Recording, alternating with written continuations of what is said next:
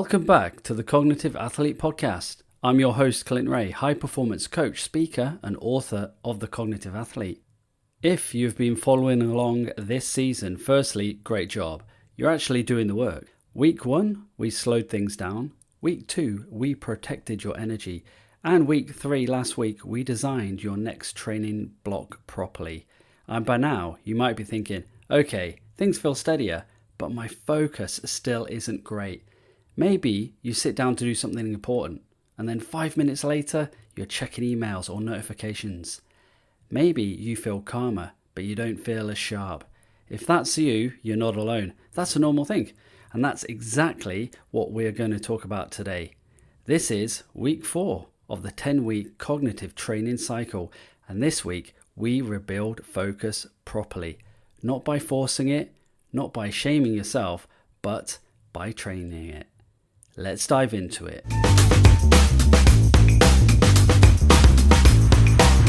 One of the most common things people say to me at this point in the training cycle is, I feel calmer, but my focus still isn't where it used to be. And usually that comes with a lot of self-judgment. People start saying things like, I'm more distracted than I used to be. My attention span is shot. Something has got to be wrong with me. Let me be really clear here. Nothing is wrong with you. If you've come off a period of sustained pressure, if you've been flat out for months, maybe even years, your brain has been overloaded. Reduced focus is a normal response.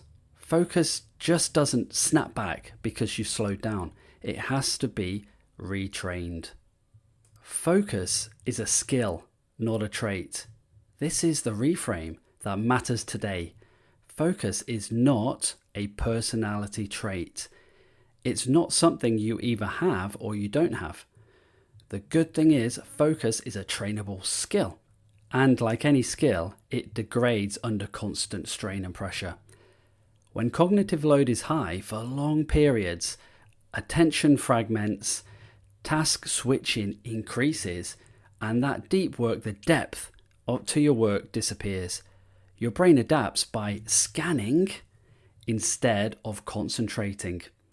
That's not a weakness, that's a survival instinct. The mistake most people make is trying to force focus back. They try to force longer hours, more caffeine, or harder self-talk. That doesn't rebuild focus, it actually exhausts it.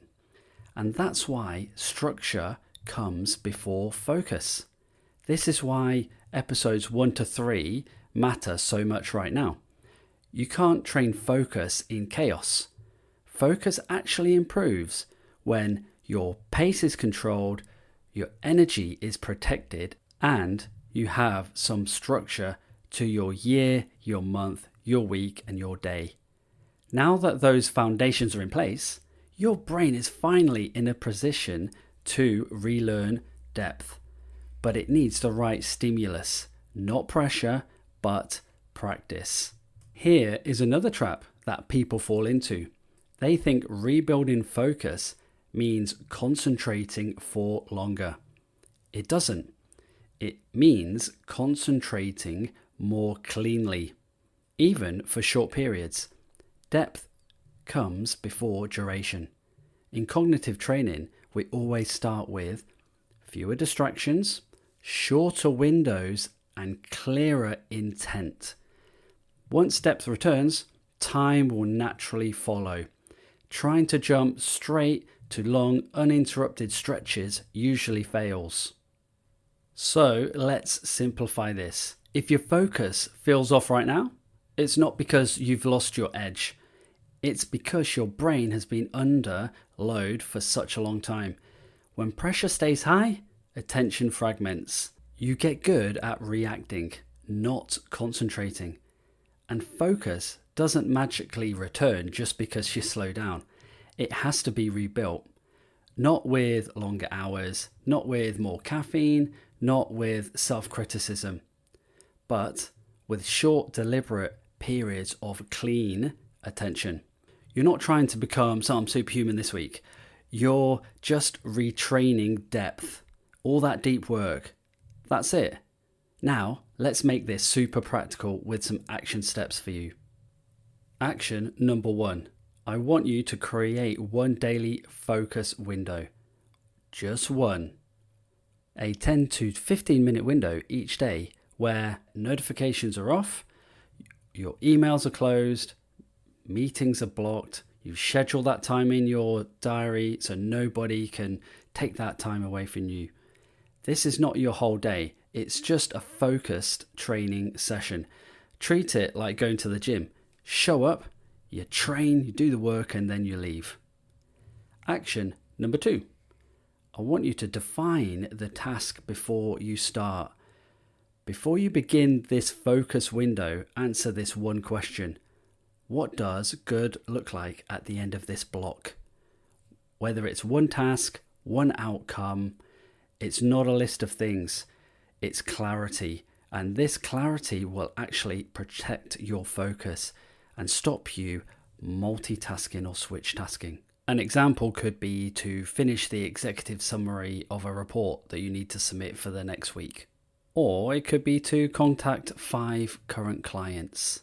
It's up to you, but it needs to be very clear from the start. Action step number 3.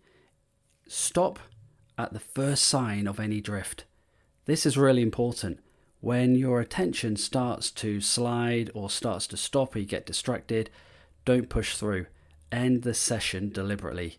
Why, you ask? Because you're training for clean attention, not endurance yet. Stopping early actually preserves the quality and builds trust within your brain. Here's an important rule for this week. Do not judge your focus. Do not measure your productivity. This week, all it is about re-establishing your depth, not your output.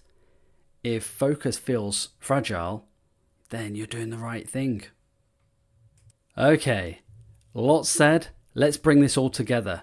We've looked at the previous weeks. Week 1, we stabilized your pace. Week 2, we protected your energy. Week 3, we designed the structure. And this week, we have rebuilt your focus. You're not trying to be some superhuman. You're retraining your cognitive system step by step. Next week, week 5, we tackle your routines. Not perfect morning routines, not social media nonsense, but what is your MVP, minimum viable product? What's your routine that fits real life and protects the gains that you've made so far? That's it. If today's episode has helped, hit follow, subscribe, or leave a quick review. It genuinely helps this podcast reach the people who need it the most. And if you want to go deeper, The Cognitive Athlete is out now in all bookshops and online. You can also head to the website, thecognitiveathlete.com.au, for more free tools and resources.